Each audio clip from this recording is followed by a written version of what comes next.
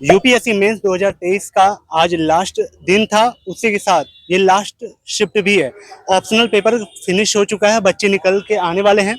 चलिए detail discuss करेंगे कि पेपर का लेवल कैसा रहा और पूरे प्रोसेस में जितना भी पेपर हुआ तो कैसा रहा बच्चों का पेपर, और साथ ही इस बार की कट ऑफ वगैरह की क्या रेंज होने वाली है, बच्चों के रिएक्शन और उनके इमोशन से पता चल जाएगा। चलिए डिटेल बात करते हैं और एस्पिरेंट से आपको मिलाता हूँ। पहले तो आप नाम और मीडियम और ऑप्शनल बताएं। मेरा नाम अतीश जैन है और मैं इंग्लिश मीडियम का स्टूडेंट हूँ। और ये मेरा फर्स्ट अटेम्प्ट है, फर्स्ट मेंस है। ओके, अटेम्प्ट फर्स्ट अटेम्प्ट में आपने मेंस तक आए, एक्सपीरियंस कैसा रहा? एक्सपीरियंस अच्छा रहा। मतलब प्रीलिम्स में जो स्टेज होती है उसमें थोड़ी सी प्रॉब्लम आती है, वो थोड़ी सी डिफिकल्ट होती है।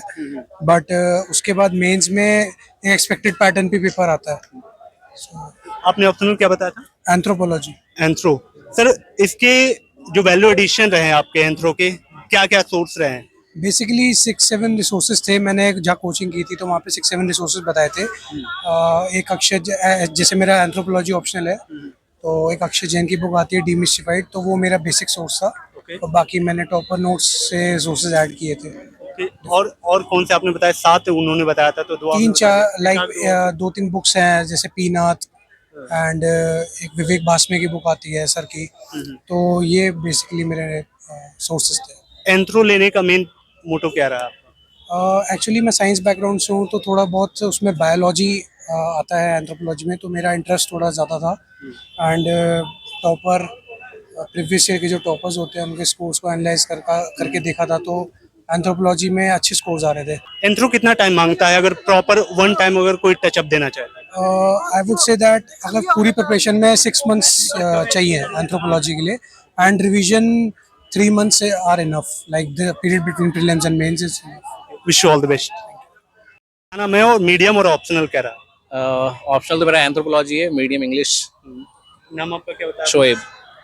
मेजोरिटी मैंने यहाँ अभी बहुत सारे कम से कम 10 लोगों से पूछा, उसमें से 6 लोग एंथ्रो के हैं। वजह बता सकते हैं? एंथ्रो का ऐसा कोई खास वजह तो नहीं होगा, बस लोग टॉपर्स को देख के आ जाते हैं। काफी मैक्सिमम टॉपर्स का सिलेक्शन इससे एंथ्रो से हो रहा है, तो लोग ये मिसकंसेप्शन बना लेते हैं कि बहुत इजी सब्जेक्ट है इसलिए। तो आप क्यों लिए? लेते हैं। मेरा तो मैं लिया था क्योंकि मेरा थोड़ा सा इस पे थोड़ा पढ़ा, मैं सोशलॉजी और एंथ्रोलॉजी दोनों पढ़ देखा, थोड़ा इसकी तरफ इंटरेस्ट मेरा इंक्लाइंट ज्यादा था, तो इसलिए मैंने लिया। वन टाइम अगर टचअप देना हो एंथ्रो को तो कितना टाइम मांगता है, और एवरेज अगर 6 घंटा पढ़ा जाए तो? 6 to 8 months अगर अच्छे से करना है तो। ओके, सोर्स क्या रहे हैं आपके वैल्यू एडिशन के? वैल्यू एडिशन के मैं तो वैल्यू एडिशन के लिए मैक्सिमम तो मंदार पट की टॉपर्स जो है उनके नोट्स फॉलो किया, और कुछ नारायण अमित सर से के नोट्स से फॉलो किया है। ओके, पूरा जो पेपर आपने दिया 15 से लेकर अब तक का पेपर रहा है, सबसे आपको किसमें लगा कि हाँ टाइट हो गया, और कोई ऐसा जीएस का हो चाहे ये इसे?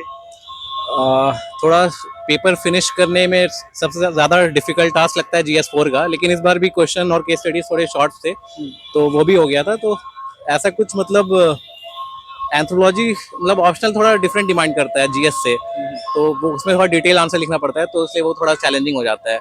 आज के ऑप्शनल में 1 और 2 में दोनों अच्छे गए हैं, या फिर किसी में लगा कि खींचना पड़ गया लास्ट में? नहीं नहीं, मेरा पेपर 1 थोड़ा सा मतलब दो तीन क्वेश्चन छूट गए मेरे 10 मार्क्स। 2 क्वेश्चन छूट गए? हाँ, क्योंकि वो आउट ऑफ द सिलेबस थोड़ा मतलब काफी टफ थे क्वेश्चन, तो उसको मैं जानबूझ के छोड़ना ही पड़ा मुझे, क्योंकि अराउंड द बुश फालतू कुछ लिखने कोई मतलब है नहीं था नहीं, तो मैंने पेपर 1 में तो छोड़ दिया, लेकिन पेपर 2 में कंप्लीट कर लिया। पेपर 2 ठीक था। मैं 3 फैक्टर पे बात करना चाहता हूँ, ऑप्शनल, एसे और एथिक्स। तीनों का तो आपने पहले स्टार्ट किया था या प्री के बाद इन तीनों?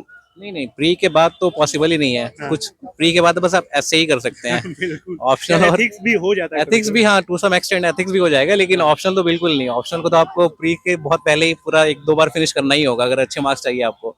टेस्ट सीरीज लगाया था ऑप्शनल के लिए? ऑप्शनल के लिए नहीं, मैं PYQ सॉल्व किया था, टेस्ट सीरीज ऐसे कोई जनरली फॉलो नहीं किया। चलिए sir, wish all the best. क्या नाम है सर? आकाश कैसा रहा paper? paper it was the second paper was easy but the initial paper was a little bit tough. Optional क्या था? Geography. ज्योग्राफी। सर, मेजोरिटी का ज्योग्राफी होता है, तो आपका माइंड मैप क्या रहा है इस ऑप्शनल पेपर को लेके? कैसे प्रिपरेशन में इसको आपने डिजाइन किया हुआ था? तो इसको जैसे मतलब प्रीवियस ईयर के जो क्वेश्चंस होते हैं उनके अकॉर्डिंग इनको अरेंज किया, और उसके अलावा सर से हेल्प ली, जो सर थे मेरे ये एडुकेमी वाले, तो उनसे थोड़ी हेल्प ली। तो बस ऐसे ही थोड़े नोट्स वगैरह तैयार किए। उसके बाद वैल्यू एडिशन के सोर्स क्या रहे हैं आपके प्रिपरेशन में? वैल्यूडेशन में वही थोड़ा करंट पढ़ा, उसके अलावा जो जो प्रीवियस ईयर के सोल्ड क्वेश्चन आते हैं उनको देखा, उनमें एनालाइज किया। बाकी जो प्रीवियस टॉपर्स हैं उनकी आंसर शीट्स मैगजीन वगैरह कोई नहीं, मैगजीन वगैरह नहीं, बस यूट्यूब चैनल और गूगल का क्या रोल है? नहीं, यूट्यूब से थोड़ा बहुत मैंने लिया है। एक सर हैं, I forgot the name of him, but he is good. तो कितना पीछे से आपने स्टार्ट किया था अपने ऑप्शनल को, क्योंकि ये डिसाइडिंग फैक्टर्स होते हैं कि आपके रैंक इंप्रूव इसी के आधार पर मेनली होती है, क्योंकि एवरेज बच्चे जो जीएस वाला है उसमें ठीक ठाक होते हैं। तो आपका स्टार्टिंग कब से रहा है, कितना टाइम आपने दिया है, और साथ ही कितनी आंसर राइटिंग करते थे? मैंने 2020 में जब कोरोना चल रहा था उस टाइम पे स्टार्ट किया, मतलब एक साल तो ऐसे ही गवा दिया। उसके बाद 2021 में मैंने रिलीजियसली स्टार्ट किया था, तो उसके बाद से मैं तैयारी कर रहा हूँ। ये मेरा फर्स्ट अटेम्प्ट था, मतलब मेंस, पहली बार मेंस लिखा है। प्रीलिम आपने 2 बार दी, कितनी बार? प्रीलिम्स 2 बार दे चुका हूँ, पिछली बार क्रैक नहीं कर पाया था, तो इस बार ये फर्स्ट टाइम है। Okay sir, wish you all the best. Thank you. क्या नाम है, मीडियम क्या है और ऑप्शनल क्या था? मेरा नाम सिद्धांत सिंह है और मेरा मीडियम इंग्लिश है, ऑप्शनल एंथ्रो। एंथ्रो 10 में 7वां आप मिले हो एंथ्रो का, वजह बता सकते हो?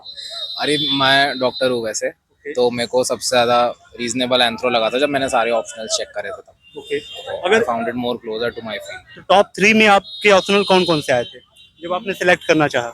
मैंने 2 में ही करा था, इट वाज इधर सोशो और एंथ्रो, तो मैंने एंथ्रो ले लिया। कैसा रहा ऑप्शनल 1 और 2 दोनों में? कोई ऐसा रहा कि लग रहा है कि लास्ट में जाते जाते खींचना पड़ गया हो? वन वाला मुझे थोड़ा टफ ज़्यादा लगा, 2 थोड़ा सा कंटेम्प्रेरी इशूज ज़्यादा थे, तो इट वाज ओके। 1 थोड़ा सा टफ ज़्यादा लगा। तो आंसर राइटिंग में आपने कितना टाइम दिया था और कितने मॉक टेस्ट लगाए थे, टेस्ट सीरीज वगैरह ऑप्शनल के लिए मैं पूछ रहा हूँ? मैं राउस का स्टूडेंट हूँ ऑप्शनल का, तो उनकी जो टेस्ट सीरीज हुई थी मैंने लगाई थी। कितने नंबर तो मुझे नहीं पता, 15 करीबन। ओके, 50 के करीब? नहीं 50 नहीं, 15। अच्छा, 15 के करीब। मैं कहा 50 और इतना टाइम कहाँ से? एथिक्स और ऐसे का आपने बैलेंस कैसे किया ऑप्शनल को सेपरेट करके? शुरू से ही प्रैक्टिस करनी पड़ती है, मतलब प्री से पहले से थोड़ा बहुत करना शुरू कर दिया था मैंने, फिर प्री के बाद उसको कंसोलिडेट कर लिया जो नोट्स। बैकग्राउंड क्या रहा आपका एजुकेशन का? MBBS करी है मैंने। अच्छा, अभी कंप्लीट हुआ कितने साल पहले? 21 में कंप्लीट हो गया था। तो मैंने सारे पेपर को ऑलमोस्ट कवर कर लिया है। ये पूरी सीरीज मैंने प्लेलिस्ट बनाई हुई है, उसमें आप देख सकते हो कि 2023 का पेपर कैसा रहा है मेंस का। मैं ऐसे ही इंफॉर्मेटिव और यूजफुल कंटेंट बनाता हूँ यूपीएससी ओरिएंटेड, तो आप मुझसे जुड़ सकते हैं। और अगर आप टेलीग्राम से नहीं जुड़े हैं तो वहां भी जाके जुड़ सकते हैं। जिन्होंने अभी तक जो इन्फॉर्मेशन दी है वो आशा करता हूं कि आपके लाइफ में वो कारगर होगी। तो चलिए मिलते हैं एक और शानदार वीडियो में। जहां रहें सुरक्षित रहें, तब तक के लिए thank you so much and bye bye.